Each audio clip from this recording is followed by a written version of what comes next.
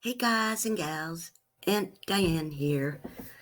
I did a 3-part video series on a trip to Watts Island to try to cover all or most things and try to dispel some of the rumors out there. But wouldn't you know it, I forgot some stuff. I guess you can call this my Afterthoughts video. I'm real tired from that trip. Since my primary niche in YouTube is scams, I thought I'd wear one of my official uniforms, attire, whatever you call it, for this portion of the video. Nicole Atkinson, NA, asked if she was going to be arrested when law enforcement said they needed to question her. She requested they go to her work, where she was a nurse aide in a retirement home, which is what they did. I think she was afraid that someone would see her going to the police station, because this is my opinion, that maybe she didn't want anyone to see her going there because she may have been forced to be silent.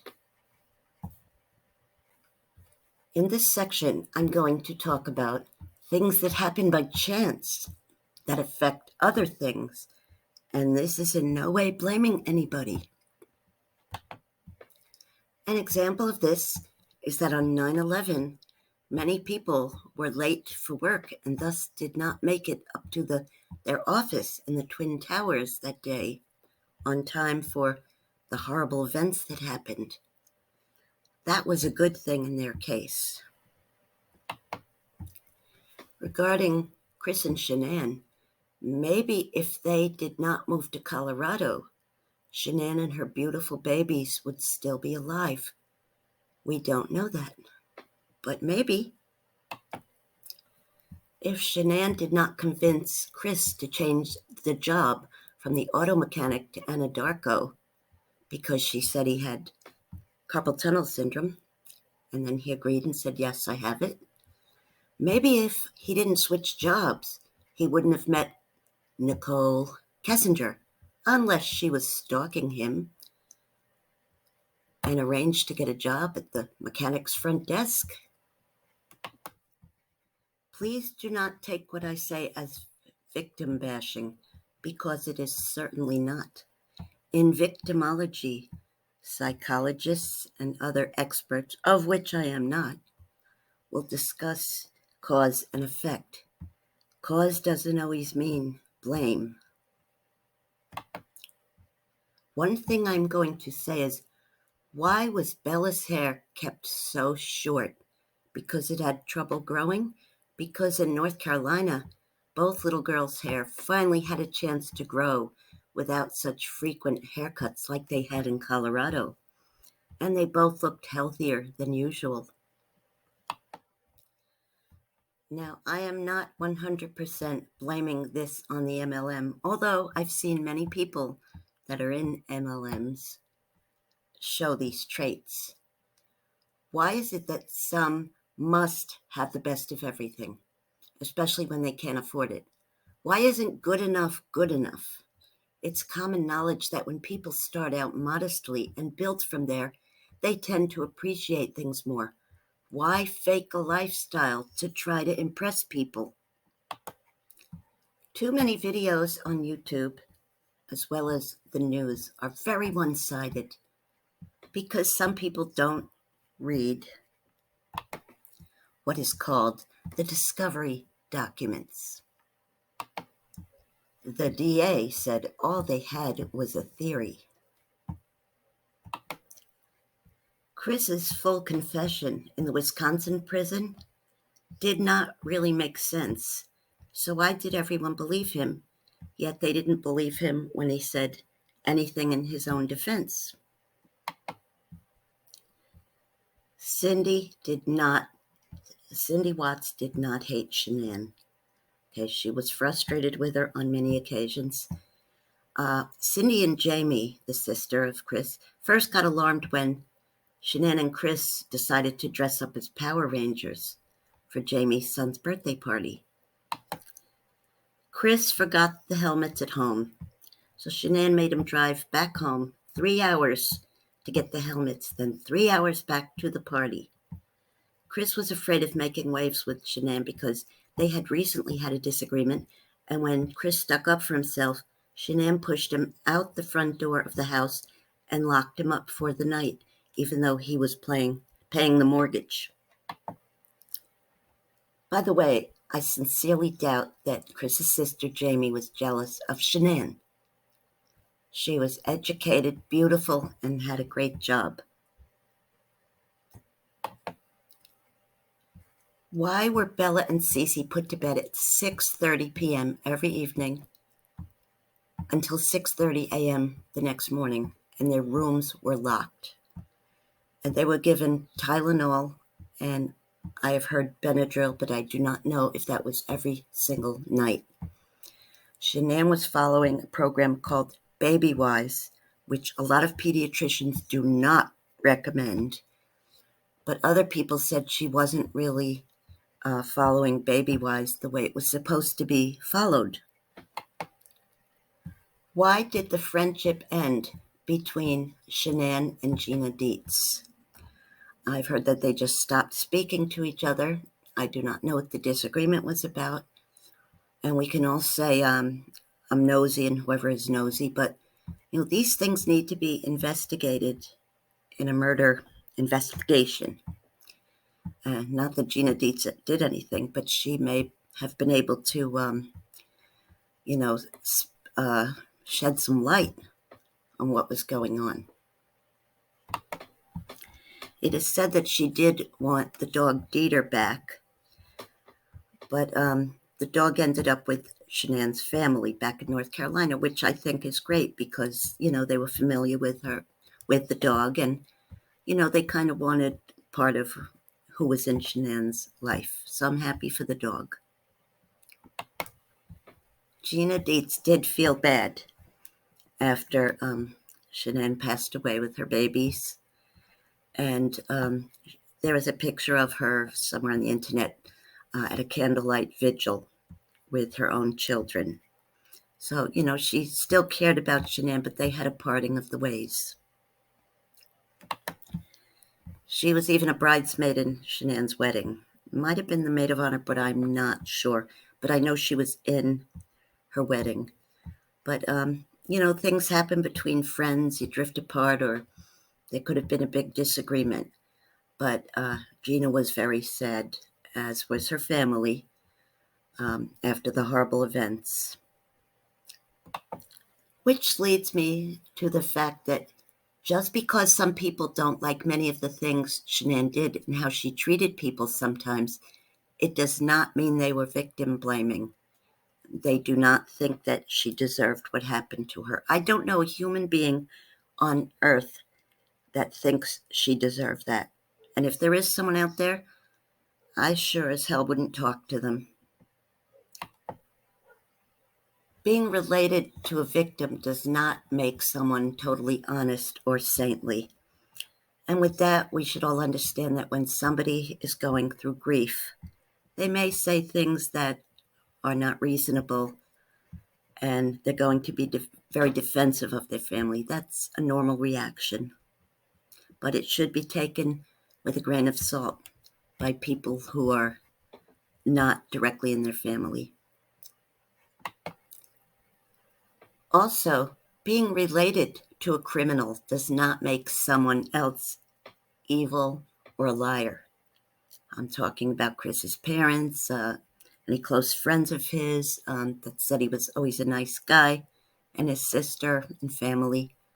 There's no reason to be putting down others like that.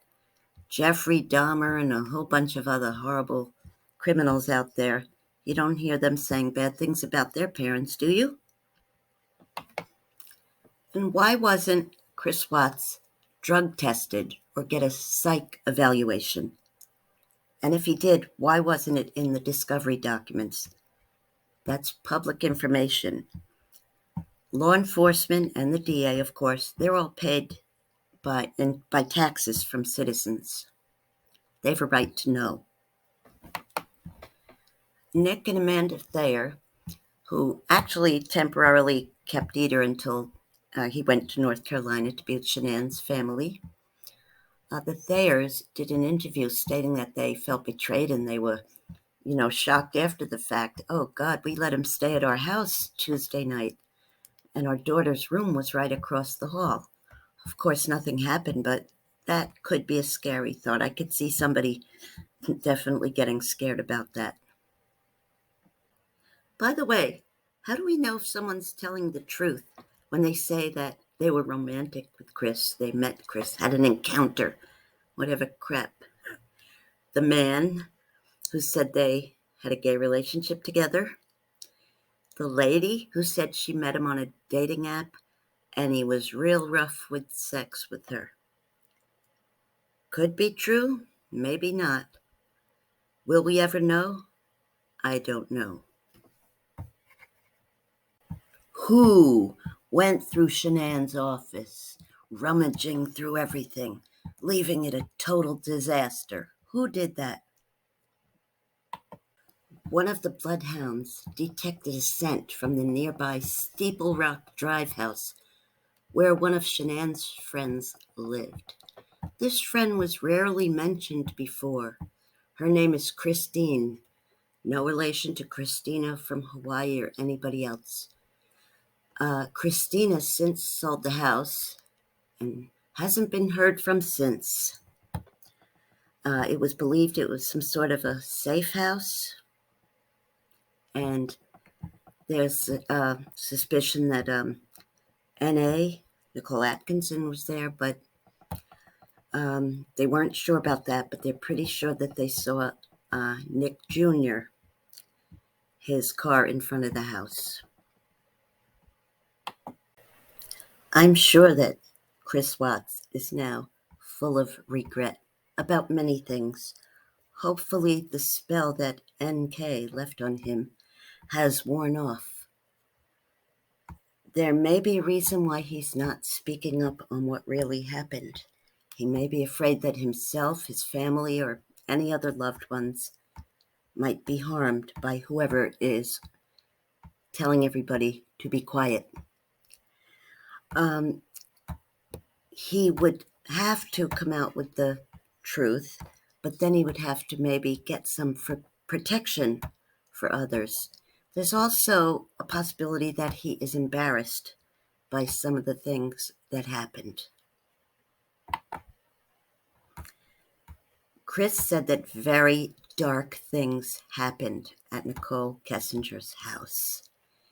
She had made these weird concoctions for him to drink. Nicole Kessinger had gone to Peru. There's a picture of her doing a very graceful yoga pose, but I'm pretty sure that other things happened there. Peru is where, hundreds of years ago, human sacrifices were made, and there is some talk that she was involved in it, but I cannot confirm nor deny it. But it had to come from somewhere that somebody thought of that. Nicole Kessinger wore a sweatshirt to the interviews in August. Heat. It might not have been humid, but the temperatures are very high there, especially in August. So what is she hiding? Scratches? Maybe from the victims? Chris said he should have gone to the game that last Saturday night because maybe Shanann and the babies might still be with us. Who knows? He never should have gotten involved with such a risky person, I guess. He should have either stayed in his marriage and tried to figure it out or leave. We don't know if somebody blackmailed him, forced him. We don't know what happened. But we do know that he was an adult, capable of making his own decisions. And that a mother, her two children, and her baby in her belly are now with God, but their families and friends down here on earth are mourning them and will be, maybe forever, including Chris's family. It is just a very, very sad occasion. Wouldn't even say occasion. A sad event is more like it. And there is actually a petition going around. I don't know what good it'll do, but they have links to it on some of the YouTube videos. I guess it couldn't hurt to sign it. I don't know who it would go to besides God. Honestly, it would be nice if the case were to be looked into, and if a certain person with the last name Rourke were to be removed from his office, because this is not the way American crime investigation is supposed to be. Talk to you soon. God bless you. Bye-bye.